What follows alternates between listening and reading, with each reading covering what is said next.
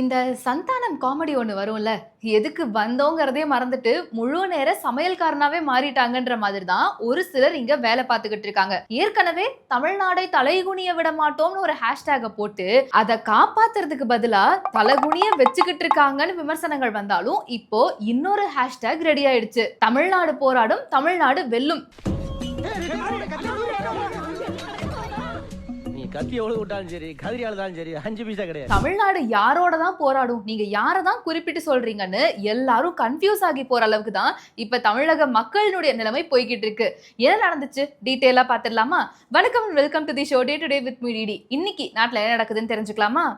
மஞ்சுளா ரமேஷ் 10 வருடங்களுக்கும் மேலாக பக்தி பூர்வமாக நடத்தும் சுந்தரகாண்ட பாராயணத்துடன் கூடிய இலங்கை ராமாயண யாத்ரா ஜனவரி 29 முதல் 8 நாட்கள் கதிர்காமம் 3 சக்தி பீடங்கள் உட்பட பல யுகம் கண்ட பழமையான கோவில் தரிசனங்களும் உண்டு. தொடர்புக்கு 9443761136. முன்னாடியே சொன்ன மாதிரி தான் இந்த சந்தானம் காமெடி மாதிரி நம்ம எதுக்காக ஆட்சிக்கு வந்தோம், மக்களுக்கு ஒரு சில நல்ல விஷயங்கள் செய்யறதுக்காக வந்தோங்கிறதே மறந்துட்டு எந்த ஒரு விஷயம் நடந்தாலும் ஒன்றிய அரசு தான் காரணம், ஒன்றிய அரசு எங்களை வஞ்சிக்குது அப்படின்னு மத்திய அரசு மேல குற்றம் சொல்றதையே வேலையா வச்சுக்கிட்டு இருக்காங்க திமுக அரசு அப்படின்னு இப்ப மக்கள் எல்லாருமே குற்றம் சாட்ட ஆரம்பிச்சிருக்காங்க. இவருக்கு இதான் வேலை. என்ன காரணம் அப்படின்னு பார்த்தோம்னா, ஏற்கனவே டெல்டா விவசாயிகள் பிரச்சனை அப்படிங்கிறது ஒரு பெரும் பேசும் பொருளா மாறுச்சு. ஏன்னா நமக்கு சோறு போடுறவங்களே அவங்க தாங்கிறப்போ அவங்க கண்ணீர்ல தத்தளிக்கிறாங்கன்னா அவங்களை காப்பாற்ற வேண்டியது தமிழக அரசினுடைய கடமையா தான் இருக்கு. ஆனா இவ்வளவு பிரச்சனைகள் நடந்தும் ஏன் திமுக அரசு சார்பில் எந்த ஒரு பெரிய நடவடிக்கையும் எடுக்கப்படல அப்படிங்கிறது ஒரு பெரிய கேள்விக்குறியா இருந்துட்டு இருக்கு. இப்பவாது 2 வார்த்தை பேசுங்கய்யா. அந்த நிலையில பார்த்தோம் அப்படின்னா, சமீபத்துல தான் பாரத பிரதமர் நரேந்திர மோடி அவர்கள் தமிழ்நாட்டுல கோயம்புத்தூருக்கு வந்திருந்தாரு. அதுவும் விவசாயம் ரிலேட்டடாவும் விவசாயிகள் ரிலேட்டடாவும் தான் அவரு பேசவே வந்திருந்தாரு. அப்படிங்கிறப்போ அதை குறிப்பிட்ட வகையில முதல்வர் மு.க. ஸ்டாலின் அவர்கள் ஒரு பதிவு போட்டிருக்காரு.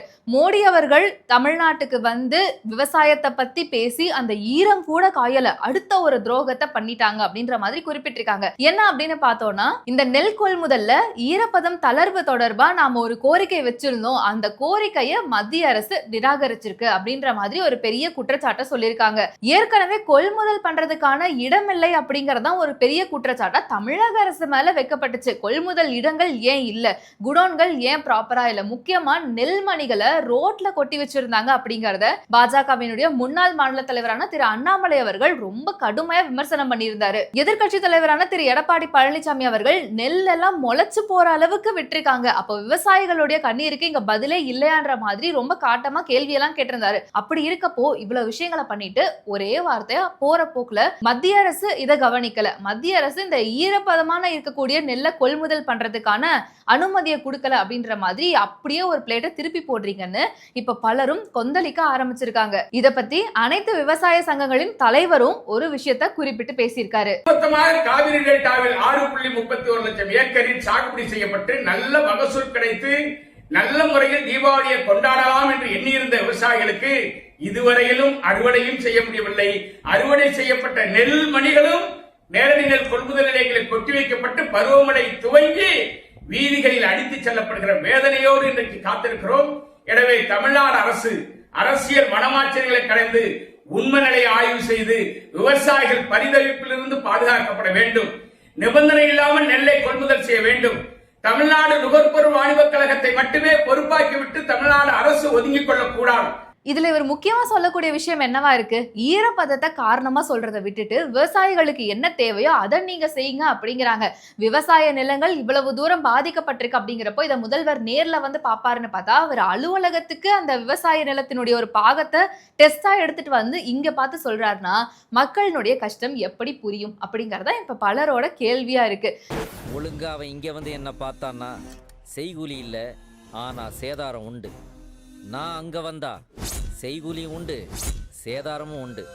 இது ஒரு பக்கம் இருக்கு. இன்னொரு பக்கம் புது பூகம்பம் ஒண்ணு கிளம்பி இருக்கு. அது தமிழக அரசு கையில் எடுத்திருக்காங்க. என்ன அப்படின்னா இந்த மெட்ரோ பிரச்சனை அப்படிங்கறதுதான். மெட்ரோ ரயில் சென்னையில போய்கிட்டு இருக்கு. 2ஆம் கட்ட மெட்ரோ ரயிலும் சீக்கிரமே வரப்போகுது அப்படின்னு சொல்லப்பட்டுக்கிட்டு இருந்த நிலையில கோயம்புத்தூர்லயும் மதுரையிலயும் மெட்ரோ திட்டம் கொண்டு வர போறாங்க அப்படின்னு சொல்லியிருந்தாங்க. இப்போ அதுக்கு மத்திய அரசு அனுமதி மறுத்திருக்காங்க அப்படிங்கிற மாதிரி திமுக அரசு சார்பில் சொன்னாங்க. இப்ப திமுக அரசு சார்பில் சொல்லப்பட்ட விஷயம் என்ன அப்படின்னா, இந்த மெட்ரோ ரயில் திட்டம் அப்படின்னு வரும்போது இந்த திட்ட விரிவாக்க அறிக்கை அப்படிங்கிற ஒரு விஷயத்தை சப்மிட் பண்ணணும். அதாவது மாநில அரசு மத்திய அரசுக்கு கொடுக்கணும். அவங்க அதை எல்லாத்தையும் செக் பண்ணி பார்த்துட்டு எல்லாமே ப்ராப்பரா இருக்கு அப்படின்ற பட்சத்துல அதுக்கான நிதியை ஒதுக்குவாங்க. அப்படி பார்த்தோம் அப்படின்னா இந்த சென்னை மெட்ரோ ரயில் திட்டத்துக்கு கூட கிட்டத்தட்ட 64,000 சில அமௌண்ட் கோடிகள் வந்து ஒதுக்கி இருந்தாங்க அப்படின்ற மாதிரி சொல்லப்பட்டிருந்தது. சோ அந்த அளவுக்கு அமௌண்ட்லாம் கொடுத்தாங்க. அந்த வகையில பார்த்தோம்னா கோவை மதுரையில நீங்க மெட்ரோ கொண்டு வர போறீங்க அப்படின்னா அதுக்கான விரிவான திட்ட அறிக்கை வேணும் அப்படின்னு சொல்லியிருந்தாங்க. ஆனா அது ஏற்புடையிற வகையில இல்ல, இதை இன்னும் நீங்க ப்ராப்பரா கொண்டுட்டு வாங்க அப்படிங்கிற மாதிரி திருப்பி அனுப்பப்பட்டது அப்படின்னு தான் சொல்லப்பட்டிருக்கே தவிர நிராகரிச்சுட்டாங்க அப்படின்னு சொல்லல. I have the 3-page copy of the letter sent by the central government to the state government. The letter does not say that because Coimbatore has a less population, the proposal has been sent back. The letter also says Chennai today in 2025 November has a metro ridership of 4 lakh people with a population of close to 1 crore with the extended Greater Chennai Corporation. But the proposal submitted by the Tamil Nadu government says Coimbatore Metro will have a daily ridership of 6 lakh people. Do you know the population of Coimbatore people? Is it right that 6 lakh people in Coimbatore will use the metro services? The central government is asking you questions. ஆனா இத உடனே திமுகவில் இருக்கக்கூடிய ஒரு சில முக்கியமான ஆட்களாக இருக்கட்டும், உடன்பிறப்புகளாக இருக்கட்டும், அவங்க எல்லாரும் கையில் எடுத்துக்கிட்டு மத்திய அரசு என்ன சொல்லிட்டாங்க, சென்னை மதுரையில எல்லாம் வந்து 20 லட்சத்துக்கு மேல பாப்புலேஷனே இல்ல, அங்கெல்லாம் வந்து எப்படி மெட்ரோ கொண்டு வர முடியும்ன்ற மாதிரி கேட்டுட்டாங்க. ஆக்ரா, போபால் இங்கெல்லாம் பார்த்தோம்னா அங்கேயும் இதே மாதிரி தான் 20 லட்சத்துக்கு கீழே தான் வந்து ஆட்கள் இருக்காங்கன்றப்போ அங்க மட்டும் மெட்ரோக்கு நீங்க ஓகே சொன்னீங்க, இங்க ஏன் சொல்ல மாட்டேங்கிறீங்க அப்படிங்கிற மாதிரி என்னென்ன மாதிரியான வதந்திகளை பரப்ப முடியுமோ அதை பரப்பி ஒரு மடைமாற்ற அரசியலை செஞ்சுக்கிட்டு இருக்காங்க. மடைமாற்றதுக்கான தேவை என்ன அப்படின்றத பார்த்தோம்னா வெயிட் பண்ணுங்க, அந்த கதையை நான் பின்னாடி சொல்றேன். ஆக்சுவலா இப்போ வந்து பலரும் இதுக்கு எதிர்ப்பு தெரிவிச்சுக்கிட்டு இருக்காங்க. முக்கியமா பாஜகவினுடைய மாநில தலைவரான திரு நயினார் நாகேந்திரன் அவர்கள் ஒரு பதிவை போட்டிருக்காரு. இந்த மடைமாற்று அரசியல், வதந்திகளை பரப்புறது, இது எல்லாத்தையும் நிறுத்திக்கிட்டா நல்லா இருக்கும். முக்கியமா இந்த திட்ட விரிவாக்க அறிக்கை அப்படிங்கறத திமுக அரசு சார்பில் கொடுத்திருக்காங்க. அந்த திட்ட அறிக்கையை திமுக இருக்கிறவங்களே முழுசா படிச்சாங்களான்னு தெரியல அப்படிங்கிற மாதிரி குறிப்பிட்டிருக்காங்க. அதுல அவர் முதல்ல குறிப்பிட்டிருக்க பாயிண்ட் என்ன அப்படின்னா, இப்போ உதாரணத்துக்கு சென்னையில மெட்ரோ இருக்குன்னு வச்சுக்கோங்களேன், ஒரு இடத்துல இருந்து இன்னொரு இடத்துக்கு போறதுக்கு 1 மணி நேரம் ஆகுதுங்கிறப்போ நான் மெட்ரோல பயணிச்சேன் அப்படின்னா ஒரு 1/4 மணி நேரத்துல நான் அந்த இடத்துக்கு போயிடலாம் அப்படின்னா அங்க மெட்ரோ வரது அப்படிங்கிறது ஒரு பயனுள்ள விஷயமா இருக்கும். ஆனா கோவையில பார்த்தோம் அப்படின்னா இந்த மாதிரியான ஒரு விஷயத்தை கால்குலேட் பண்ணும் பொழுது நம்ம ஒரு இடத்துக்கு ரோடு வழியா டிராவல் பண்றதுக்கு ஒரு 1/2 மணி நேரம் ஆகுது அப்படின்னா மெட்ரோ வழியா டிராவல் பண்ணா இன்னும் ஒரு சில நிமிடங்கள் மட்டும்தான் கம்மியாகுதே தவிர பெரிய நேர சேமிப்பு அப்படிங்கிறது பெருசா இல்ல. அப்படிங்கிறப்போ அது ஏற்புடையதா இருக்குமா அப்படிங்கிற மாதிரியான ஒரு கேள்வி எழுந்திருக்கு. அது மட்டும் இல்ல, திமுக அரசு அனுப்புன இந்த டிபிஆர்ல பார்த்தோம் அப்படின்னா 14 வருஷத்துக்கு முன்னாடி, அதாவது 2011 மக்கள் தொகையினுடைய கணக்கீட்டு படிதான் இங்க மக்கள் தொகையை கொடுத்திருக்கீங்க. ஆனா 2025லயும் அதே மக்கள் தொகை இருக்கா? ஏன் நீங்க அதை அப்டேட் பண்ணல? அப்டேட் பண்ணாம ஏன் அனுப்புனீங்க அப்படிங்கிற ஒரு முக்கியமான கேள்வியை கேட்டிருக்காங்க. இதே மாதிரிதான் மதுரையிலயும் இவங்க கொடுத்திருக்க கூடிய அந்த திட்ட விரிவாக்க அறிக்கை அப்படிங்கிறது ஒரு சில விஷயங்கள் ஒத்து போகாம இருக்கு. இதுல போதாததுக்கு முக்கியமான விஷயம் என்ன அப்படின்னா, கோவையில் ஒருவேளை இந்த மெட்ரோ திட்டத்தை கொண்டு வராங்க அப்படின்னா பொதுமக்களுடைய சொத்துக்கள் பாதி இழக்கிறதுக்கு நேரிடும் அப்படிங்கிற மாதிரி சொல்லியிருக்காங்க. அதாவது அந்த மெட்ரோ பணிகளுக்காக அந்த இடங்கள் எல்லாமே அழிக்கப்படும். அப்ப பொதுமக்களுடைய இடங்கள் அப்படிங்கிறது பெரும் பாதிப்புக்குள்ளாகும். இது எல்லாமே அந்த திட்ட அறிக்கையில இருக்கு. அப்படிங்கிறப்போ திமுகவை சேர்ந்தவங்க இதை முழுசா படிச்சாங்களா இல்லையா? இந்த மடைமாற்று அரசியல் பண்ணணும் அப்படிங்கிற ஒரே காரணத்துக்காக முதல்ல எஸ்ஐஆரை எடுத்தீங்க, அது பெருசா பயன் கொடுக்கல அப்படின்றதுனால இப்போ மறுபடியும் மெட்ரோவை கையில் எடுத்துக்கிட்டு மத்திய அரசு எங்களை வஞ்சிக்கிறது, மத்திய அரசு எங்களை கண்டுக்கவே இல்லை அப்படிங்கிற மாதிரி வார்த்தைகள் எல்லாம் முதல்வர் அவர்கள் சொல்லிக்கிட்டு இருக்காரு அப்படின்னு திரு நயினார் நாகேந்திரன் அவர்கள் குறிப்பிட்டிருக்காரு. மத்திய அரசு தமிழகத்தை கைவிட்டுருச்சுன்னு சொல்லிக்கிட்டு இருக்க நீங்க ஒரு விஷயத்தை ஞாபகப்படுத்தி இருக்கணும். சென்னை மெட்ரோ ரயில் அப்படின்னு வரும்பொழுது இந்த நான் முன்னாடியே சொன்ன மாதிரி 64,000 சொச்சம் கோடி ரூபாயை ஒதுக்கியது மத்திய அரசு தான். அது மட்டும் உங்களுக்கு ஞாபகம் வரலையா? இப்ப மட்டும் குறை சொல்லணும் அப்படின்னு என்னமோ ஒண்ணு சொல்லணுமேங்கிறதுக்காக நீங்க சொல்றீங்களா அப்படிங்கிற மாதிரி பலரும் கேள்வி கேட்க ஆரம்பிச்சிருக்காங்க. எதனால இந்த மடைமாற்று அரசியல் அப்படின்னா தமிழகம் ரொம்ப சீரும் சிறப்புமா செழிப்பா இருக்கான்னு கேட்டா கிடையவே கிடையாது. தினம் தினமும் மக்கள் வந்து எந்த அளவுக்கு கண்ணீர்ல இருக்காங்க, எந்த அளவுக்கு அளவுக்கு சட்ட ஒழுங்கு பிரச்சனைகள் நடந்துகிட்டு இருக்குன்றத நம்ம தினசரி பார்த்துக்கிட்டே தான் இருக்கோம். எஸ்ஐஆரா இருக்கட்டும், இப்போ புதுசா கிளம்பி இருக்கிற மெட்ரோ பிரச்சனையா இருக்கட்டும், இது ரெண்டுலயுமே பிரதானமா பேசக்கூடிய ஒரு விஷயம் என்ன? மத்திய அரசு தமிழகத்தை வஞ்சிக்குது, மத்திய அரசு திமுகவை வஞ்சிக்குது அப்படிங்கிற மாதிரி தான் குறிப்பிடுறாங்க. இவ்வளவு பேசுற உடன்பிறப்புகள் தமிழகத்துல நடக்கிற பிரச்சனைகளை பத்தி பேசுறாங்களா கேட்டா அதுதான் ஒரு பெரிய கேள்விக்குறியா இருக்கு. 2 நாளா பரபரப்பா பேசிக்கிட்டு இருக்கக்கூடிய ஒரு விஷயம், ராமேஸ்வரத்துல 12ஆம் வகுப்பு படிக்கக்கூடிய சிறுமிய ஒருவன் கத்தியால குத்தி கொலை செஞ்சிருக்கான். நீங்க பல ஊடகங்கள்ல பார்த்திருப்பீங்க, நம்ம பேசி தமிழா பேசு சேனல்லயே நிறைய வீடியோஸ் இது ரிலேட்டடா வந்திருக்கு. அப்படிங்கிறப்போ இதுதான் பெரும் பேசும் பொருளா இருக்கு. என்ன காரணம் அப்படின்னு கேட்டதுக்கு ஒருதலை காதல் தான் காரணம், அந்த பொண்ணு வந்து அக்செப்ட் பண்ணல அப்படிங்கறதுனால அந்த ஆத்திரம் தாங்க முடியாம குத்தி கொன்னுட்டாரு ஒருத்தர் அப்படின்ற மாதிரியான தகவல் வெளியாகி இருக்கு. 12ஆம் வகுப்பு படிக்கக்கூடிய சிறுமின்னு சொல்லியாச்சு. அந்த சிறுமிக்கு என்ன விஷயம் தெரியும்? அவங்களுக்கு இப்படி ஒரு நிலைமை ஏற்படணுமா அப்படிங்கிறது ஒரு பெரிய கேள்விக்குறியா இருக்கு. முக்கியமா ரோட்ல ஒருத்தவங்க நடக்கும் பொழுது, ஏற்கனவே இந்த கோயம்புத்தூர் இஷ்யூ வந்தப்பையும் பல கேள்விகள் கேட்கப்பட்டாலும் முக்கியமான ஒரு கேள்வியை வந்து அதிமுக தரப்புல இருந்து வச்சிருந்தாங்க. அதாவது அந்த 3 குற்றவாளிகள் அப்படின்னு சொல்லும் போது கையில அருவா, கத்தி, கம்பு இதெல்லாம் வந்து வச்சுக்கிட்டு சாதாரணமா ரோட்ல நடமாடுறாங்க அப்படின்னா இந்த ஆயுதங்கள் எல்லாம் கையில வச்சிருக்கிறது ரொம்ப ஜாலியான ஒரு விஷயம் ஆயிடுச்சா? அதுக்கெல்லாம் வந்து இப்ப கட்டுப்பாடுகளே இல்லையான்ற மாதிரி அதே விஷயம் தான் இப்பயும் நமக்கு தோணுது. ஒருத்தன் கையில கத்தியோட சர்வசாதாரணமா சாலையில திரிஞ்சுக்கிட்டு இருக்கான் அப்படின்னா அந்த அளவுக்கான தைரியம் அவனுக்கு எங்க இருந்து வந்தது? தமிழகத்துல சட்ட ஒழுங்கு அவ்வளோலாம் இல்ல, பண்ணா மட்டும் நம்மள என்ன கேள்வியா கேட்ட போறாங்க அப்படிங்கிற மாதிரியான ஒரு மிதப்பு வந்துருச்சோன்றது முதல் கேள்வியா இருக்கு. 2வது விஷயம், இப்படிப்பட்ட அசம்பாவிதம் நடந்ததுக்கு அப்புறமா அவங்க உறவினர்கள் சொல்லக்கூடிய விஷயங்கள்னு பார்த்தோம்னா இங்க ஒரு டிபார்ட்மெண்ட் மட்டும் பிரச்சனை இல்ல, பல இடங்கள்ல பிரச்சனை இருக்கு அப்படிங்கிறது நமக்கு தெரிய வருது. ரத்த வெள்ளத்துல அந்த மாணவி தத்தளிச்சுக்கிட்டு இருக்கும் பொழுதும் ஆம்புலன்ஸ் கரெக்டான டைமுக்கு வரல. ஒருவேளை ஆம்புலன்ஸ் வந்திருந்தா கூட காப்பாத்தி இருக்கலாம் ஒரு பக்கம் சொல்றாங்க. இன்னைக்கு ஆட்டோவோ ஆம்புலன்ஸ் வந்திருந்தா பிள்ளை பொழச்சிருக்கும் சார். இன்னொரு பக்கம் என்னடானா ராமேஸ்வரம் ஜிஹெச்சுக்கு கூட்டிட்டு போனா அப்படின்னா உடனே நீங்க ராம்நாத் ஜிஹெச்சுக்கு கூட்டிட்டு போங்கன்னு சொல்றாங்க.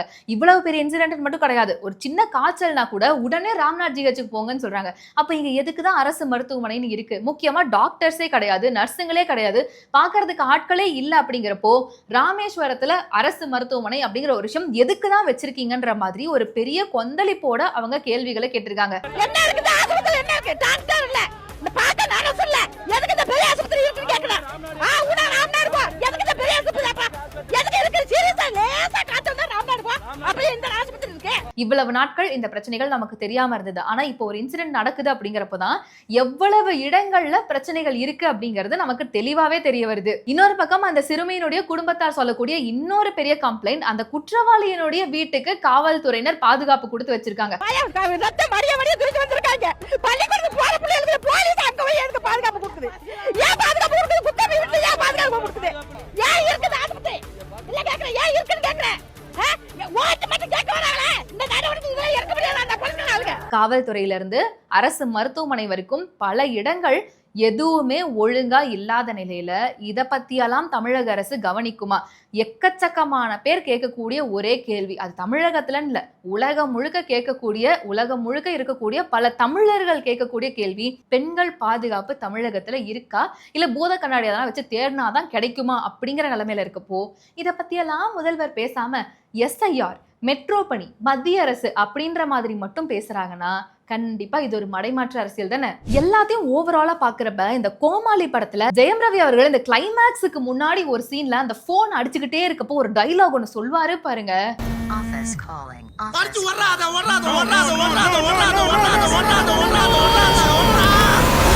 இந்த மாதிரி தான் இந்த தமிழக அரசை பொறுத்த அளவுல மத்திய அரசுன்னு சொல்றதை கேட்கிறப்போ மக்களுக்கும் இரிட்டேட் ஆகுது. ஏன்னா எந்த ஒரு பிரச்சனையா இருந்தாலும் அதுக்கு தீர்வு காண்றோமோ இல்லையோ, மக்கள் கிட்ட பேசுறோமோ இல்லையோ, எதுவும் பண்றது இல்ல மத்திய அரசு. எப்ப பாரு மத்திய அரசு குறை சொல்றதுல கான்சென்ட்ரேட் பண்ணாம கொஞ்சம் மக்களையும் பாத்தீங்கன்னா நல்லா இருக்கும். இன்னும் 4 மாதங்கள் தான் இருக்கு தேர்தலுக்கு அப்படிங்கிறப்போ ஏதாவது ஒண்ணு செஞ்சுட்டு தான் போங்களேன், நல்ல விஷயங்களை. மத்தது இல்ல, மத்ததை மட்டும் தான் எல்லாரும் போக்கஸ் பண்றாங்கன்னு ஊருக்குள்ள அரசியல் புரசலா பேசிக்கிறாங்க. திமுகவினுடைய இந்த மடைமாற்று அரசியல், மத்திய அரசை அட்டாக் பண்ணக்கூடிய அரசியல், முக்கியமா இவங்க வைக்கக்கூடிய இந்த ஹேஷ்டேக்ஸ், தமிழகத்தை தலைகுனிய விடமாட்டோம், தமிழகம் போராடுகிறது, தமிழ்நாடு வெல்லும், இந்த ஹேஷ்டேக் எல்லாம் பத்தி நீங்க என்ன நினைக்கிறீங்க அப்படிங்கறத மறக்காம கமெண்ட்ஸ்ல சொல்லுங்க.